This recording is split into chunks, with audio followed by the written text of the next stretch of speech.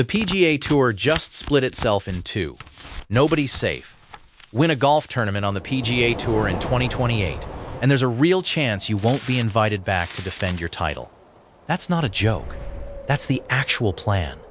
Starting in 2028, the PGA Tour isn't one tour anymore. It's two, a top tier and a bottom tier.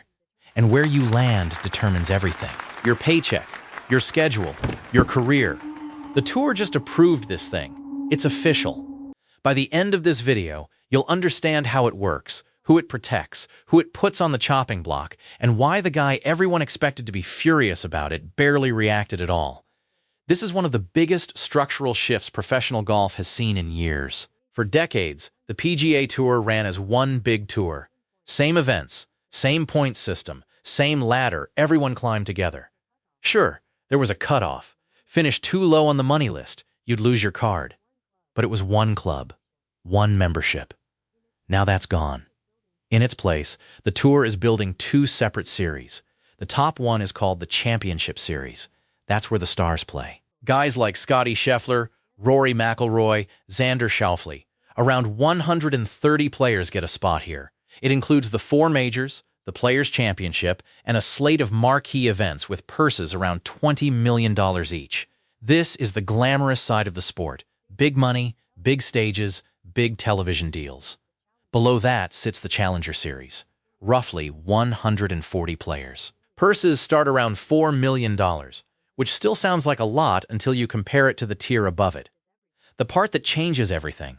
At the end of each season, the bottom finishers in the Championship Series get relegated down, and the top finishers in the Challenger Series get promoted up. There's even a last chance series in the fall, a final shot for guys fighting to keep their card before the whole thing resets.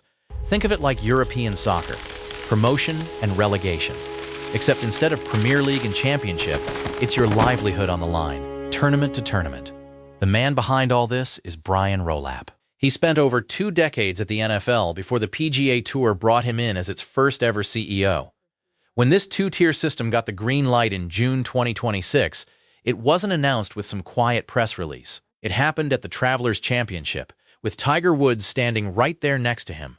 Tiger's first public appearance in a while after stepping away for a stint in a rehab facility. Woods had chaired the committee that helped design this new structure. That alone shows how seriously the tour is treating this restructuring. It's shaping up as the framework for the next era of the sport, and Woods helped build it.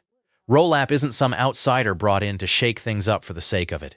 He spent over 20 years building the NFL's media empire, the TV deals, the streaming rights, the sponsorship machine that turned football into the biggest entertainment product in the country. The PGA Tour didn't hire a golf lifer for this job.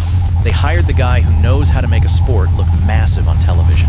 Rolapp is also expected to steer the tour's ongoing negotiations with LIV Golf and its Saudi-backed money, which means that at the same time he's restructuring the sport's entire competitive ladder, he might also decide how, or if, LIV and the PGA Tour ever come back together.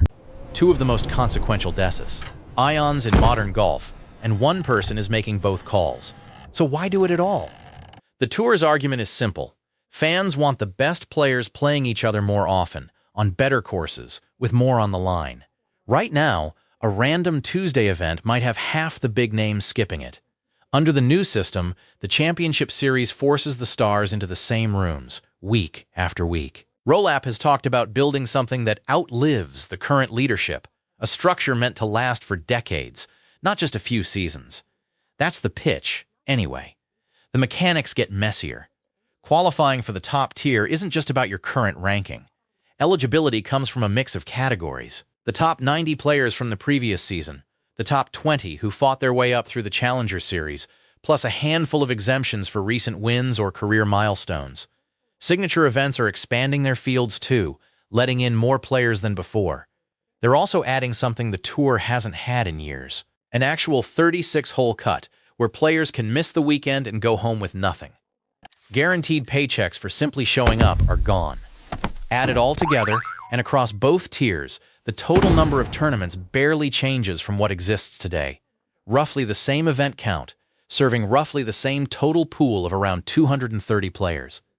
This isn't the tour adding new opportunities. The pie is the same size. It's just being cut into two very unequal slices. Nobody actually knows yet which events belong to the Championship Series and which ones get dropped into Challenger Series territory.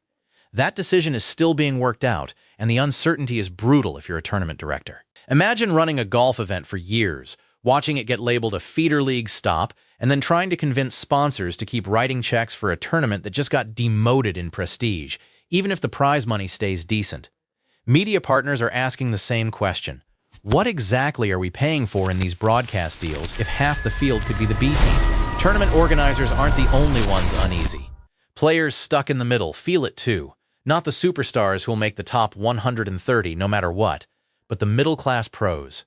Names you recognize without obsessing over, guys currently sitting around spot 100, 120, 140 on the money list. For them, this isn't some abstract business restructuring. It's the gap between playing for $20 million purses and playing for $4 million, between staying a tour pro and getting demoted. Picture it from their side for a second. You've spent your whole life grinding toward the PGA Tour. You finally made it. You're not a superstar, but you're a legit tour pro, cashing checks, playing on television most weeks. Under the old system, that was enough. You survived. Under the new one, survival isn't the finish line anymore. Staying above a hard, public line is. Fall below it, and it costs you more than money. It costs you a label. You're the guy who got relegated, and sponsors and fans both notice. Unlike the stars who can absorb a bad year on reputation alone, the middle class doesn't have that cushion. It gets weirder from here. Jordan Spieth pointed out something almost nobody was talking about. Under this new structure, if you win a Challenger Series event, you'll probably get promoted up to the Championship Series the next year, which sounds great until you realize it means you likely won't be back to defend the title you just won. Spieth called it one of the stranger parts of the whole situation, because in almost every other sport, winning means you come back to protect your crown. Here, winning might mean you never get the chance.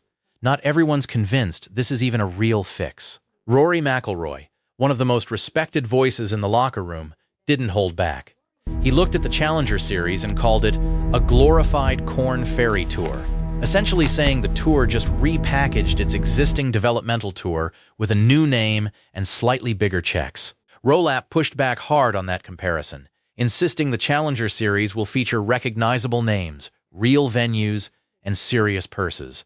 But the fact that a player of McIlroy's stature is already picking that fight, before the system has even started, tells you the skepticism runs deep. The part that actually surprised people. Jordan Spieth, a three-time major champion who has flirted with the relegation zone in real seasons before, wasn't panicked at all. He shrugged it off, saying the tour has always had some version of a cutoff, some number you had to beat to keep playing. This new system, in his eyes, simply makes that number cleaner and easier for everyone to understand. In his own words, it's a cleaner version of what's been happening. Time will tell how it plays out, he said. But structurally, this isn't some brand new monster. It's the same fear the tour has always run on, just spelled out in plainer language. What stands out here isn't a dramatic showdown or a star player storming out of a meeting. It's quieter, and honestly a little unsettling. The guy at the center of the spotlight isn't scared, because he's already accepted that this pressure has always existed. It's the anonymous middle-tier grinder, fighting to stay inside the top 130, who has the most to lose and the least leverage to say anything about it. There's still a fall last-chance series in all this, too. One more shot for anyone hovering right on the line to save their spot before the whole ladder resets for the next year.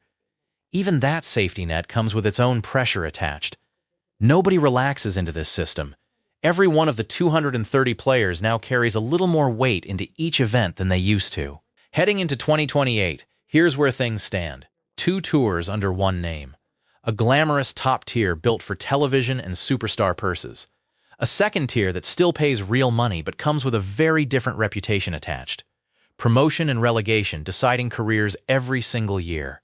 And a long list of unresolved questions. Which events land where, how sponsors respond, whether this actually raises the level of competition or just formalizes a class system professional golf always quietly had. One thing is certain. The PGA Tour just told its players, in the clearest terms yet, that star power alone won't protect them anymore. The number does the talking now. Curious, who's already sitting in the danger zone? That breakdown's next.